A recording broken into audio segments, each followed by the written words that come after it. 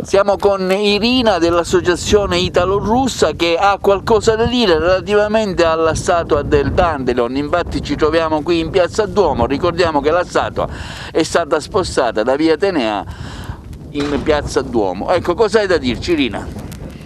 Allora, intanto io vorrei dire un po' della storia della statua, come è stata arrivata da Mosca da Agrigento.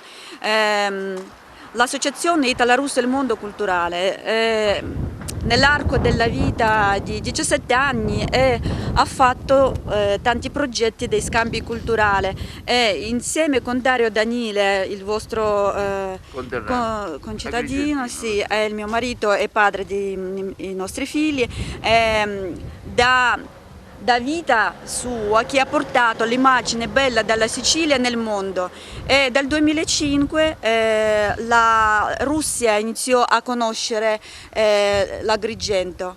La Russia ha apprezzato molto la nostra attività di scambio culturale tra Agrigento e Russia, e quindi l'Università di Mosca ci hanno donato come ringraziamento la statua di Grigorij Potocki Odovanchik, Dandelion in italiano. Quando l'abbiamo ricevuta, l'abbiamo fatto la proposta all'ex sindaco di Agrigento Lillo Fioretto, e la proposta è stata ben accolta dall'ex sindaco e abbiamo scelto un posto bel prestigioso ad Agrigento. In via Atenea è stata installata la statua, era venuto pure Grigorij Potocki, ex console della Federazione Russa Mikhail Kolombet. Abbiamo fatto una bella festa attorno di questa scultura, sì. E poi quando attuale sindaco Francesco Micicchia mi ha fatto la proposta di spostare la statua là dal posto in via Atenea alla piazza Duomo, sì, è normale che noi siamo rimasti male, perché è stato un piacere quando io vedevo dei turisti che facevano le foto, poi mettevano su social, che fanno parte, diciamo, quando vengono qua ad Agrigento e si trovano la nostra scultura, che è il simbolo di amicizia, di comprensione tra i popoli, fratellanza. Quindi adesso, quando la statua si trova qui, e non solo questo, perché la statua è stata purtroppo mutilata, e adesso purtroppo si trova in queste condizioni, quelle che non la troviamo, le mani accorciate, manca anche un altro mano. Però io vorrei dire che la statua Odovanchik non è Dandelion, non è un pezzo di bronzo, è un simbolo di, appunto, di amicizia e di pace nel mondo, ma purtroppo diciamo, questa idea purtroppo è stata, diciamo, un po' non è che rovinata, ma un po' distrutta. Dandelion rimane sempre un simbolo, e anche così mutilato è un simbolo della situazione attuale in città.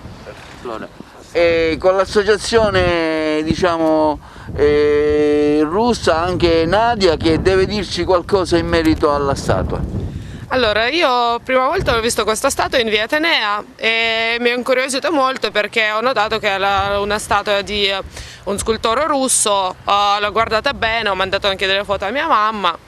E poi un giorno, passeggiando in città, in centro storico dove abito, praticamente l'ho notato due mani attaccati a un B&B che mi ricordavano qualcosa, e mi è venuto in mente, ma forse di questa scultura. Io sono tornata in via Atenea per vedere bene questa scultura, ho notato, cioè, le mani sono uguali, e ho trovato anche due buchi dove probabilmente sono stati. E praticamente dopodiché, quando c'era iniziato questo discorso sullo spostamento della scultura, l'ho scritto su Facebook in un gruppo sotto il post, l'ho fatto notare che guardate che mancano le mani, ho pubblicato anche la foto di queste mani attaccate a un B&B. In merito sentiamo Mario Versa di Punte a Capo, che anche lui ha qualcosa da dire relativamente a questo monumento. Io ho appena ascoltato l'amica Nadia, la quale dice di avere visto le manine mozzate che adesso sono state reinstallate in maniera precisa con una filettatura, perché diversamente non si potevano inserire, innestare, quindi faccio un plauso agli operai che hanno fatto questo lavoro.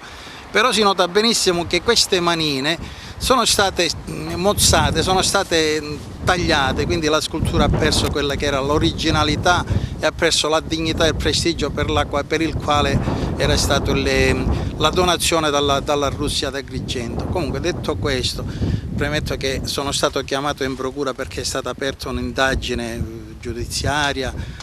Hanno interrogato me, hanno interrogato Irina, credo pure Nadia, suo marito e non so chi altri del comune è stato interrogato. La ragione è quella, praticamente queste mani, se come dice l'amica mia erano state viste davanti al B&B e il sindaco ha detto invece che le mani erano state tenute per 5 anni custodite da un suo amico, eccetera, la cosa dico, è veramente oggetto di indagine e sta cosa dovrà, altrimenti dovremmo pensare che le mani ce ne sono, 2 quelle davanti al B&B, 2 quelle che ha esibito il sindaco che gli ha dato il suo amico, ma nonostante questa abbondanza di mani notiamo che ne manca sempre una, quindi il mistero si infittisce. Adesso un chiarimento alla fine, tutto rimane in una nebbia che spero venga portata alla luce da parte dei soggetti interessati a questo punto.